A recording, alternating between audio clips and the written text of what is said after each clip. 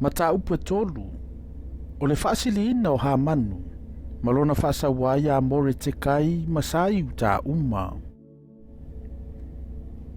Ua mawai ia mea, o na whaasili le tupo asueru ia Hamanu le atali o hame tatu, o lo sa a kako, mana whae ina o ia, ma whaasili lona na fōa ia li uma ua whaatasi maia.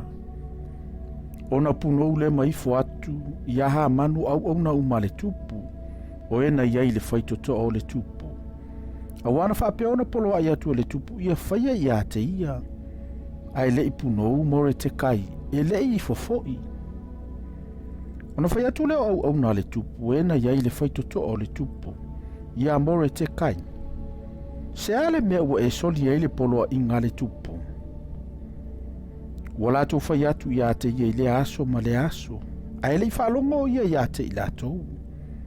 Ona latou tau atu ai lea ia Hamanu, ia latou i loa, pe tu le mea amore te kai. A waua ia whailoa atu ia te i latou, o ia o lo sai uta.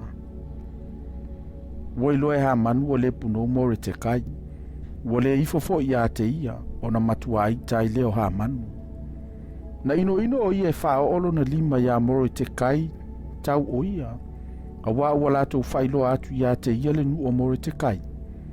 Ona manao leo Hamanu, e whao matia sai uta uma, le nu o more te kai, e na iai le malo umo asueru.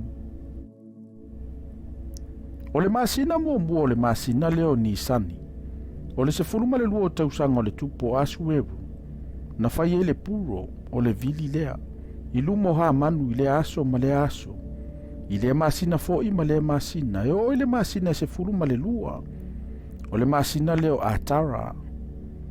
Ona whai atu leo Hamanu le tupo asueru. O lo ia ile tasi nu wa ta ape, manonofo soro whatasi matangato i tu malo uma o lo malo. E se fo ia lato tu la fono nu uma, o wa lato leu si usita i tu la fono o ele tupu, o le melia. E le tatawa i la wafio, ona tu pea ia te i lato.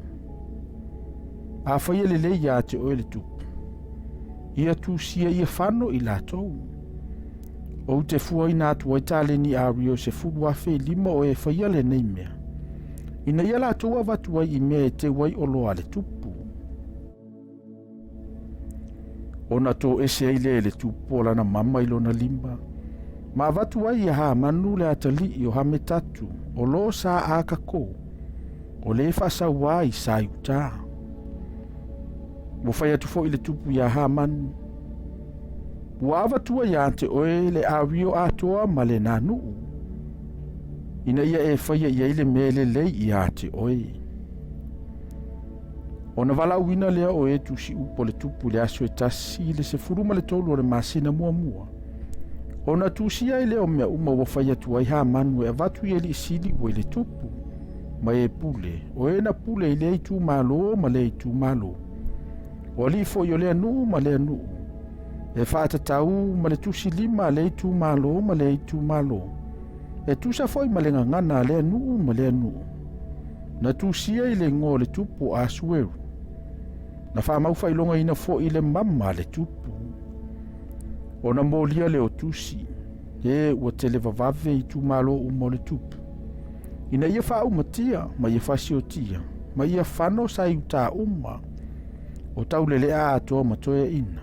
O tamaiti ato mawhawhine, i le aso e tasi, o le se furuma le toru le o aso, o le se furuma le lua o masina, o le masina le a atara, ma alato mea ia vetea. O le ata o le tusi, e avatua e whai matu la fono i le itu malo ma le itu malo uma. Ua whailo atua inu uma, ina ia saunia i lato i le aso.